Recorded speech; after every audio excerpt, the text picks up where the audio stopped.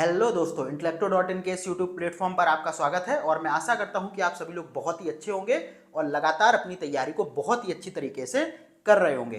तो आप लोग लगातार करंट अफेयर्स की वीडियो की मांग कर रहे थे, तो आपकी इस मांग को ध्यान में रखते हुए मैंने उत्तर प्रदेश विशेष की करंट अफेयर्स को उठाया है। और ये उत्तर प्रदेश विशेष की जो करंट अफेयर्स है वो है अक्टूबर 2023 की, यानी कि जो पिछला महीना बीता है अभी अक्टूबर वाला, उसमें से जो उत्तर प्रदेश से संबंधित जो भी महत्वपूर्ण करंट अफेयर्स है आज की वीडियो में हम उसे देखने वाले हैं। और उत्तर प्रदेश की करंट अफेयर्स मैं आपके सामने इसलिए भी लेके आया हूं कि उत्तर प्रदेश विशेष की करंट अफेयर्स आपको मार्केट में बहुत कम देखने को मिलती है, चाहे वो मैगजीन हो या फिर कोई भी यूट्यूब चैनल हो। उत्तर प्रदेश विशेष की करंट अफेयर्स वहाँ पर मिलना थोड़ा सा दुर्लभ होता है। तो हम लोग सबसे पहले इसे ही कवर करते हैं और फिर हम लोग सेगमेंट वाइज चलते हुए अब से सारी करंट अफेयर्स को देखा करेंगे। जैसे उत्तर प्रदेश विशेष करंट अफेयर्स सूचकांक देख लिया करेंगे, सभी नियुक्तियां देख लिया करेंगे। इस तरीके से हम लोग करंट को कवर करेंगे ताकि आपकी जो करंट अफेयर्स की तैयारी है वो पूरी तरीके से अच्छी हो जाए। तो स्टार्ट करते हैं। आपको ध्यान रखना है ये करंट अफेयर्स है उत्तर प्रदेश विशेष और अक्टूबर 2023 की, ठीक है। तो पहला जो न्यूज यानी कि जो पहली खबर है वो है नोएडा अंतर्राष्ट्रीय हवाई अड्डे का कोड। तो उत्तर प्रदेश के जेवर में नोएडा अंतर्राष्ट्रीय हवाई अड्डा बनाया जा रहा है और हाल ही में इंटरनेशनल एयर ट्रांसपोर्ट एसोसिएशन द्वारा नोएडा अंतर्राष्ट्रीय हवाई अड्डे को एक विशिष्ट अंतर्राष्ट्रीय कोड दिया गया है जो कि 3 अक्षर का है। और 3 अक्षर कौन कौन से हैं? DXN। इसमें D का मतलब है दिल्ली, N का मतलब है नोएडा और X का मतलब है ग्लोबल कनेक्टिविटी से, यानी कि वैश्विक कनेक्टिविटी से, ठीक है। और ये जो कोड होता है ये विश्व भर के हवाई अड्डों को दिया जाता है और ये उनकी एक विशिष्ट पहचान के रूप में कार्य करता है। तो अब देखो, नोएडा अंतर्राष्ट्रीय हवाई अड्डा जेवर में निर्मित किया जा रहा है या फिर निर्माण किया जा रहा है और इसका विशिष्ट कोड क्या होगा? DXN, ठीक है। इस तरीके के क्वेश्चन यहां पर देखने को मिलेंगे। अब देखो, अब अगली खबर क्या है? उत्तर प्रदेश का पहला वाटर स्पोर्ट कॉम्प्लेक्स। तो उत्तर प्रदेश का पहला वाटर स्पोर्ट कॉम्प्लेक्स है वो गोरखपुर में शुरू होने जा रहा है और गोरखपुर में के रामगढ़ ताल में इसको विकसित किया गया है, ठीक है। देखो, बहुत बार करंट बहुत लंबी होती है, यानी कि कुछ करंट अफेयर्स काफ़ी लंबी होती हैं, लेंदी होती हैं, लेकिन कुछ करंट अफेयर छोटी होती हैं और वहाँ से हमेशा वन लाइनर क्वेश्चन बनते हैं। जैसे कि यहाँ से मोस्ट प्रोबेबली क्वेश्चन कुछ इसी तरीके का बनेगा कि उत्तर प्रदेश का पहला वाटर स्पोर्ट कॉम्प्लेक्स कहाँ स्थापित किया गया है? तो गोरखपुर में। वाटर स्पोर्ट को जल क्रीड़ा भी कहते हैं। अगर हिंदी में कुछ ऐसा दे दिया जाए तो आप लोग कंफ्यूज मत होना, ठीक है। अगली खबर को देखते हैं। तो प्रयागराज में एशिया का सबसे बड़ा एयर शो, ये तो अभी बहुत ही चर्चा में रहा था। तो हाल ही में आपने देखा कि भारतीय वायुसेना की स्थापना के 91 साल पूरे हुए थे और इसी खास मौके पर 8 अक्टूबर को प्रयागराज में एशिया का सबसे बड़ा एयर शो आयोजित किया गया था। और इस एयर शो में राज्यपाल हैं जो उत्तर प्रदेश की आनंदीबेन पटेल, वो शामिल थी और जो हमारे देश के रक्षा मंत्री हैं राजनाथ सिंह, ये इस शो में शामिल थे। और देखो, इस शो में जितने भी विमान, लड़ाकू विमान, हेलीकॉप्टर आदि थे, उन्होंने अपनी उड़ान का सभी लोगों को क्या कराया? प्रदर्शन किया।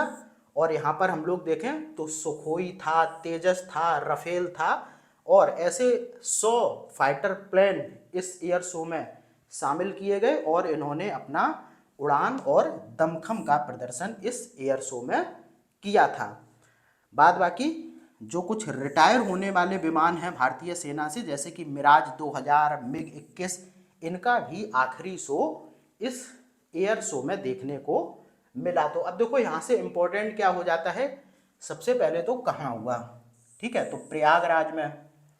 उसके बाद देखो इसमें शामिल कौन कौन हुआ, यानी कि इसके गेस्ट मुख्य जो अतिथि थे वो कौन कौन थे, राज्यपाल आनंदीबेन पटेल और रक्षा मंत्री राजनाथ सिंह।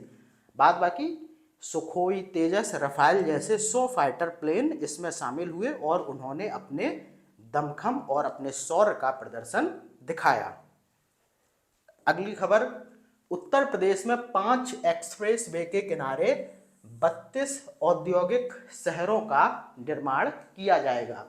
तो हाल ही में उत्तर प्रदेश सरकार ने घोषणा की है कि उत्तर प्रदेश के 5 एक्सप्रेस वे कौन कौन से, Agra Lucknow express way, Gorakhpur link express way, Purvanchal express way, Ganga express way और बुंदेलखंड एक्सप्रेस वे के किनारे 32 औद्योगिक शहरों का एक नेटवर्क बनाया जाएगा और इन शहरों में बुनियादी स्तर की सभी सुविधाएं होगी। उद्योग के लिए भी विशेष योजना यहाँ पर स्थापित की जाएंगी, विभिन्न औद्योगिक ऑफिस यहाँ पर स्थापित किए जाएंगे और लोगों के लिए मनपसंद लोकेशन पर प्लाट उपलब्ध कराए जाएंगे। बाद बाकी बहुत सी बिजनेस गतिविधियों यानी कि औद्योगिक गतिविधियों के लिए भी यहाँ पर प्लाट को उपलब्ध कराया जाएगा और हर औद्योगिक शहर के लिए 100 एकड़ से 600 एकड़ तक की जमीन ली जाएगी। तो यहाँ पे ध्यान क्या रखना है, सबसे पहले कि उत्तर प्रदेश में 5 एक्सप्रेस वे के किनारे 32 औद्योगिक, ये जो नंबर है इनको याद रखिए, 5 एक्सप्रेस वे के किनारे 32 औद्योगिक शहर विकसित किए जाएंगे। प्रत्येक औद्योगिक शहर के लिए 100 से 600 एकड़ तक की जमीन ली जाएगी और जो 5 एक्सप्रेस वे हैं वो है Agra Lucknow express way, Gorakhpur link express way, Purvanchal express way, Ganga express way और बुंदेलखंड एक्सप्रेस वे। अब देखो जो औद्योगिक शहरों से मतलब है ये वो शहर होंगे जहां पर औद्योगिक गतिविधियों को व्यापक स्तर पर किया जाएगा। तो यानी कि इन शहरों का निर्माण कुछ इस तरीके से किया जाएगा जहां पर कि औद्योगिक गतिविधियों को किया जा सके। जैसे कि यहाँ पर औद्योगिक गतिविधियों के लिए तो सभी सुविधाएं होंगी, बाद बाकी लोगों के रहने की भी बुनियादी सुविधाएं यहाँ पर उपलब्ध कराई जाएंगी और निवेशकों को अपने उद्योग के अनुसार मनपसंद लोकेशन पर जगह उपलब्ध कराई जाएगी। ठीक है, तो ये सारी चीजें आपको यहाँ से ध्यान रखनी है। आगे बढ़ते हैं। तो उत्तर प्रदेश में 3 रेलवे स्टेशनों के नाम बदल गए हैं। तो उत्तर प्रदेश में प्रतापगढ़ जिले के 3 रेलवे स्टेशन के नाम बदल दिए हैं। तो हम लोग देख लेते हैं कौन कौन से। तो देखो जो पहले प्रतापगढ़ जंक्शन था अब उसका नाम बदलकर माँ बेलहा देवी धाम प्रतापगढ़ जंक्शन कर दिया है। ऐसे ही जो अंतु जंक्शन था उसका नाम अब माँ चंद्रिका देवी धाम अंतु कर दिया गया है और जो विश्वनाथन गंज स्टेशन था इसका नाम कर दिया है शनिदेव धाम विश्वनाथगंज। ठीक है, तो विश्वनाथगंज का शनिदेव धाम विश्वनाथगंज, प्रतापगढ़ जंक्शन का माँ बेला देवी धाम प्रतापगढ़ जंक्शन और अंतु जंक्शन का नाम माँ चंद्रिका देवी धाम अंतु। तो ये 3 स्टेशनों के नाम उत्तर प्रदेश में बदल दिए गए हैं, ये आप लोग ध्यान रखना। उसके बाद देखो उत्तर प्रदेश का राजकीय जलीय जीव, ये बहुत ज़्यादा इम्पोर्टेंट है।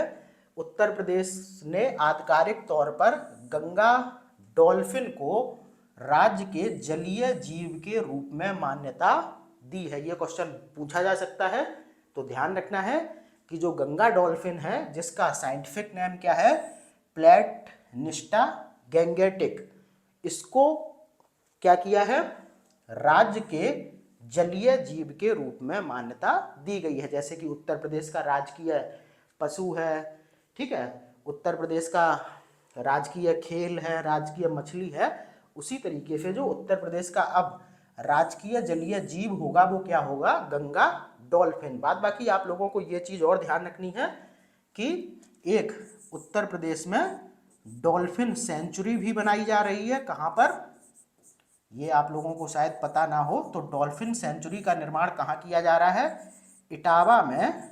कहाँ पर, चंबल नदी पर, ठीक है। और आपको ये भी पता होना चाहिए कि गंगा डॉल्फिन को 2009 में राष्ट्रीय जलीय जीव के रूप में भी मान्यता दी गई थी, ठीक है। तो इतनी चीजें आपको गंगा डॉल्फिन के संदर्भ में याद रखनी है। देखो हाल ही में तो क्या किया गया है, गंगा डॉल्फिन को राज्य के जलीय जीव के रूप में मान्यता मिली है, और एक डॉल्फिन सेंचुरी का भी निर्माण कहाँ किया जा रहा है, कहाँ पर, इटावा में, चंबल नदी पर। और गंगा डॉल्फिन को 2009 में राष्ट्रीय जलीय जीव के रूप में भी मान्यता दी जा चुकी है।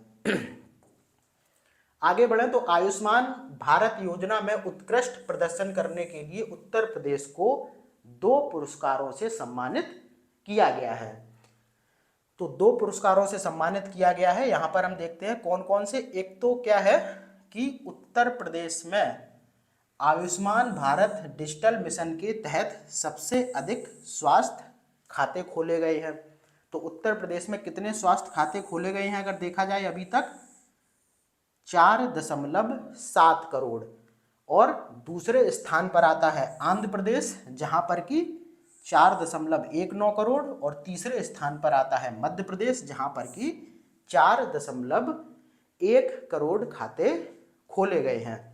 वहीं पर उत्तर प्रदेश में 2.73 करोड़ से अधिक स्वास्थ्य खातों को आयुष्मान भारत स्वास्थ्य खाते से जुड़े हुए हैं। तो इन उपलब्धियों के लिए उत्तर प्रदेश सरकार को आयुष्मान भारत योजना के अंतर्गत 2 पुरस्कार दिए गए हैं। दोनों मैंने आपको बता दिए किस किस के लिए दिए गए हैं।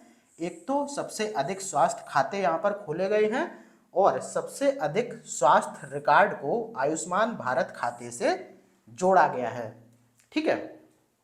बाद बाकी एक फैक्ट और यहाँ से पूछा जा सकता है कि सामुदायिक गणना के माध्यम से आयुष्मान भारत स्वास्थ्य खाते निर्माण के लिए उत्तर प्रदेश में किस एप्लीकेशन का प्रयोग किया जा रहा है, तो ये किया जा रहा है ई कवच एप्लीकेशन का, ठीक है।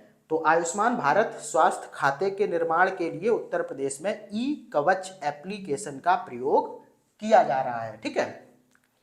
आगे बढ़े तो उत्तर प्रदेश ने एक बंधन योजना शुरू की है, और बंधन योजना के अंतर्गत क्या होगा कि जो शहरी क्षेत्रों में सांस्कृतिक, पौराणिक, ऐतिहासिक या धार्मिक जो भी स्थल है, उनके विकास के लिए इस बंधन योजना को स्टार्ट किया गया है। और इस योजना के अंतर्गत ऐसे स्थलों पर संपर्क मार्ग बनाए जाएंगे, विश्राम स्थल बनाए जाएंगे, शेड बनाए जाएंगे, पेयजल की व्यवस्था की जाएगी, लाइटिंग, पेंटिंग, इंटरलॉकिंग, परिक्रमा पथ, घाटों का निर्माण, ठीक है।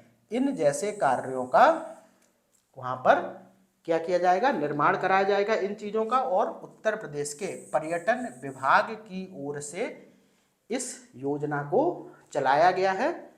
और आपको ध्यान रखना है कि इस योजना में वित्तीय वर्ष 2023-24 के लिए 50 करोड़ रुपए की व्यवस्था की गई है। तो आपसे क्या पूछा जाएगा, बंधन योजना क्या है या फिर किससे संबंधित है, तो ये है शहरी क्षेत्रों में स्थित सांस्कृतिक, पौराणिक, ऐतिहासिक एवं धार्मिक स्थलों के विकास से। और विकास में क्या क्या किया जाएगा, ये सारी चीजें आपने देखी।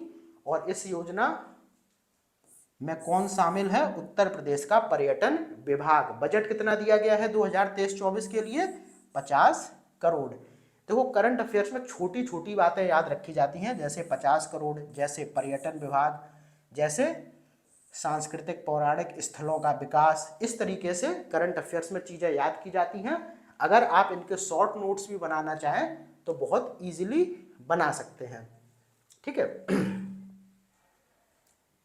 उसके बाद देखो उत्तर प्रदेश के 5 लाख से अधिक आबादी वाले शहरों में व्यवसायिक गतिविधियों के लिए ग्रीन क्षेत्र आरक्षित किया गया है।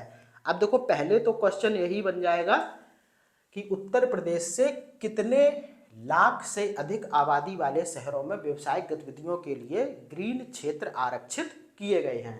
तो 5 लाख से अधिक। अब इसको देख लेते हैं कि उत्तर प्रदेश के जो भी 5 लाख से अधिक आबादी वाले शहर हैं वहां पर ग्रीन क्षेत्र आरक्षित किया जाएगा और यहाँ पर ट्रांसपोर्ट नगर, आर्थिक जोन और उद्योग और व्यवसायिक गतिविधियों के लिए ग्रीन क्षेत्र आरक्षित होंगे। बाद बाकी क्या किया जाएगा, बाजार और कॉलोनियां जो हैं उनकी सड़कों की चौड़ाई बढ़ाई जाएगी और जो भी व्यापारिक और व्यवसायिक गतिविधियां हैं उनको बढ़ावा दिया जाएगा। जो भी कॉरपोरेट सेक्टर के ऑफिस होंगे यानी कि विभिन्न उद्योगों के ऑफिस होंगे उनके लिए स्थान आरक्षित किए जाएंगे। और इस योजना के लिए केंद्र सरकार अलग से 50-50 करोड़ रुपए भी उत्तर प्रदेश सरकार को देगी। तो यहाँ पर ग्रीन क्षेत्र आरक्षित करने का मतलब यही है कि यहाँ पर व्यवसायिक गतिविधियों को बढ़ाने के लिए जो भी चीज़ें जरूरी हैं उन सबको यहाँ पर स्थापित किया जाएगा। और इसमें एक विशेष बात यह है कि केंद्र सरकार भी इस योजना के लिए 50-50 करोड़ रुपए अलग से देगी। ठीक है, प्रत्येक शहर के लिए। ठीक है, आगे बढ़ते हैं। तो ज्ञान डेयरी की दुग्ध एवं दुग्ध उत्पाद परियोजना। तो हाल ही में उत्तर प्रदेश के मुख्यमंत्री योगी आदित्यनाथ ने जनपद गोरखपुर में ज्ञान डेयरी की दुग्ध एवं दुग्ध उत्पाद परियोजना का लोकार्पण किया है। इस तरीके के भी क्वेश्चन बहुत ज्यादा पूछे जाते हैं। ठीक है, तो यहाँ से क्वेश्चन यही बनेगा कि हाल ही में उत्तर प्रदेश में कहाँ ज्ञान डेयरी की दुग्ध एवं दुग्ध उत्पाद परियोजना का लोकार्पण किया गया है। तो ये किया गया है गोरखपुर जिले में। किसके द्वारा? मुख्यमंत्री योगी आदित्यनाथ के द्वारा। और ये जो योजना है ये किसकी है? CP milk and food product private limited की ये योजना है, यानी कि इसी कंपनी का ये प्लांट है। और इस योजना या फिर इस प्लांट के माध्यम से 1 लाख पशुपालक परिवारों को प्रत्यक्ष रूप से जुड़ने का लाभ इस परियोजना से हासिल होगा। ठीक है, तो यहाँ पर गोरखपुर का विशेष ख्याल रखना। साथ में ये भी CP milk and food products private limited. अब देखो, श्री अन्न महोत्सव बहुत ही इंपॉर्टेंट है। तो हाल ही में लखनऊ के इंदिरा गांधी प्रतिष्ठान में 3 दिवसीय श्री अन्न महोत्सव और राज्य स्तरीय मिलेट्स कार्यशाला का आयोजन किया गया है। और इसका शुभारंभ किसने किया है? मुख्यमंत्री योगी आदित्यनाथ ने।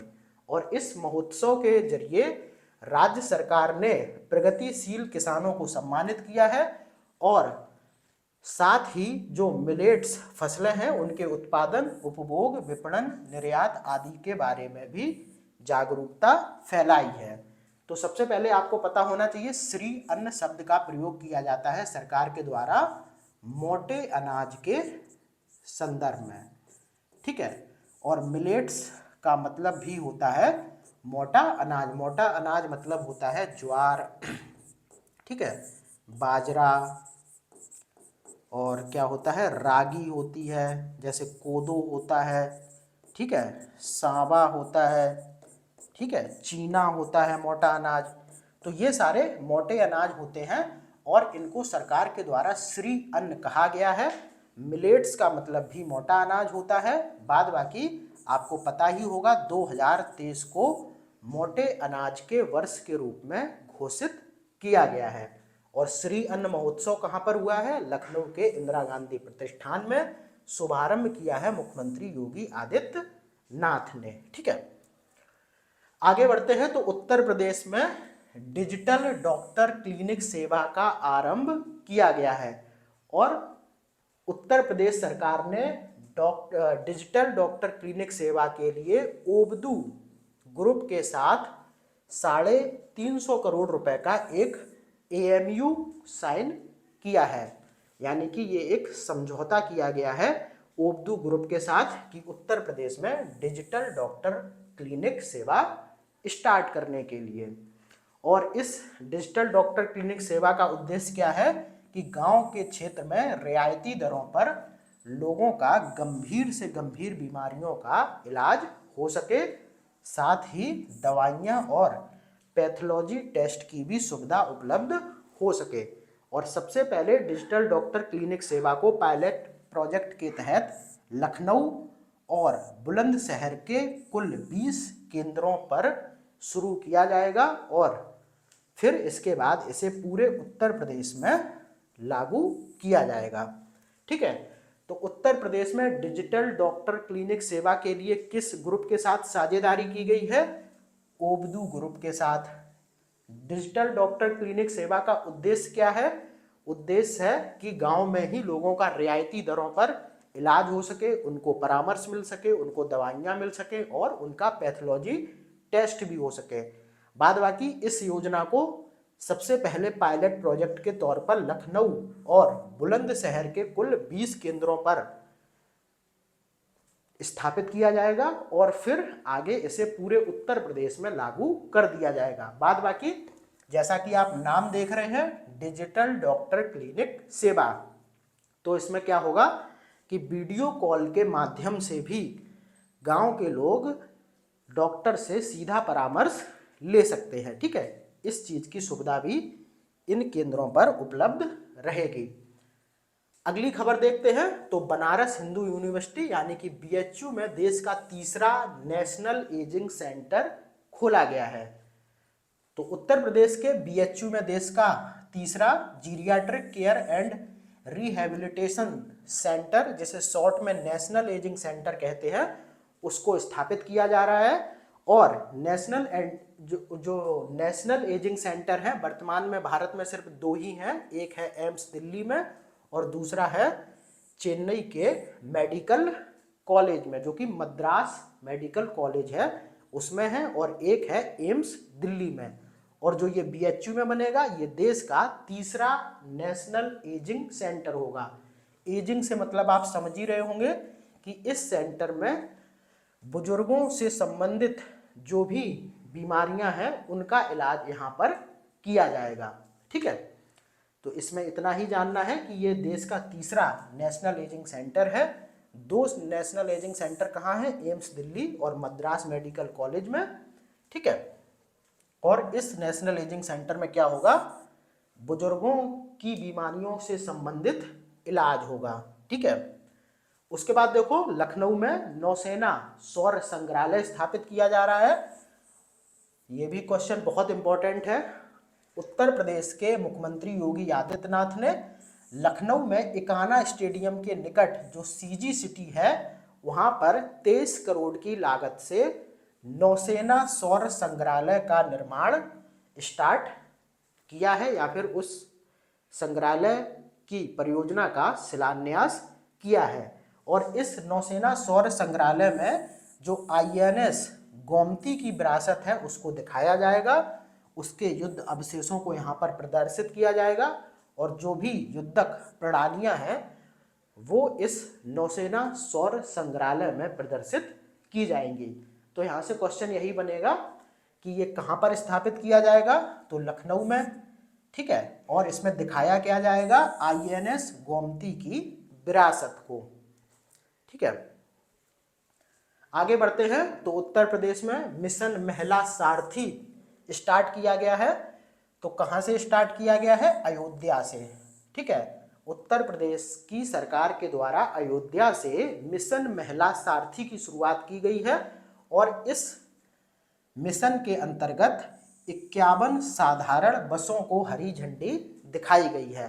अब खास बात यह है कि जो इस मिशन के तहत ये 51 बसें चली हैं इसमें चालक और परिचालक महिलाएं ही होगी और इस मिशन का उद्देश्य ये है कि महिलाएं आत्मनिर्भर बने। तो इम्पोर्टेंट ये है कि मिशन महिला सारथी की शुरुआत कहाँ से हुई है? अयोध्या से। कितनी बसें चली हैं? 51। बसों में चालक और परिचालक मतलब ड्राइवर और कंडक्टर कौन होंगी? महिलाएं होंगी। और जब महिलाएं रोजगार से सीधा जुड़ेंगी तो वो आत्मनिर्भर बनेगी। तो मिशन महिला सारथी का उद्देश्य क्या है? महिलाओं को आत्मनिर्भर बनाना। अब देखो उत्तर प्रदेश देश का सबसे बड़ा स्टार्टअप इकोसिस्टम वाला प्रदेश बन गया है। कौन सा? चौथा। ठीक है, तो हाल ही में केपीएमजी की एक रिपोर्ट आई है और उसके अनुसार उत्तर प्रदेश देश का चौथा सबसे बड़ा स्टार्टअप इकोसिस्टम वाला राज्य बनकर उभरा है। तो इस पर विशेष फोकस करना कि देश का चौथा सबसे बड़ा स्टार्टअप इकोसिस्टम वाला राज्य। अब देखो, वर्तमान में अगर देखा जाए तो देश में 108 से ज़्यादा यूनिकॉर्न स्टार्टअप हैं। यूनिकॉर्न स्टार्टअप वो होते हैं जिनकी वैल्यूएशन $1 बिलियन से ज़्यादा होती है। ठीक है, $1 बिलियन से जिनकी वैल्यूएशन ज़्यादा होती है वो होते हैं यूनिकॉर्न स्टार्टअप। $1 बिलियन मतलब देखा जाए तो लगभग 8,000 करोड़। तो देश में 108 से ज़्यादा यूनिकॉर्न स्टार्टअप हैं, जिनमें 8 हैं कहाँ पर? उत्तर प्रदेश में। ठीक है, और 8 अभी वर्तमान में है, लेकिन उत्तर प्रदेश के कई स्टार्टअप ऐसे हैं जो यूनिकॉर्न बनने की ओर अग्रसर है। तो आपको ध्यान सिर्फ ये रखना है कि केपीएमजी ने रिपोर्ट जारी की है और केपीएमजी की रिपोर्ट के अनुसार उत्तर प्रदेश देश का चौथा सबसे बड़ा स्टार्टअप इकोसिस्टम वाला प्रदेश है। देश में 108 से ज़्यादा यूनिकॉर्न है इस रिपोर्ट के मुताबिक, लेकिन इन 108 में से 8 यूनिकॉर्न उत्तर प्रदेश के हैं। ठीक है, और यूनिकॉर्न क्या होता है? $1 बिलियन जिसकी वैल्यूएशन होती है, मतलब 8,000 करोड़। अब देखो, हर घर जल योजना के तहत नल कनेक्शन देने में उत्तर प्रदेश पहले स्थान पर। तो जल जीवन मिशन की हर घर जल योजना के तहत नल कनेक्शन देने में उत्तर प्रदेश देश में शीर्ष स्थान पर है। और अब तक अगर बात की जाए तो उत्तर प्रदेश सरकार के द्वारा 1,60,57,065 ग्रामीण परिवारों तक नल से शुद्ध जल पहुंचाया गया है। तो यहाँ पर याद बस ये रखना है कि हर घर जल योजना के तहत नल कनेक्शन देने में उत्तर प्रदेश देश में शीर्ष राज्य है। ठीक है, तो ये सभी हो गई अक्टूबर माह की उत्तर प्रदेश विशेष से संबंधित महत्वपूर्ण करंट अफेयर्स। तो इसके बाद हम लोग करंट अफेयर्स को सेगमेंट वाइज देखते चले जाएंगे। अगली वीडियो में हम लोग देख लेंगे महत्वपूर्ण सूचकांक को, राष्ट्रीय खबरों को, अंतर्राष्ट्रीय खबरों को। इस तरीके से हम लोग सेगमेंट वाइज देखेंगे और इससे आपकी करंट अफेयर्स बहुत ही बेहतरीन ढंग से कवर हो जाएगी। तो फिर मिलते हैं अगली वीडियो में, तब तक के लिए धन्यवाद।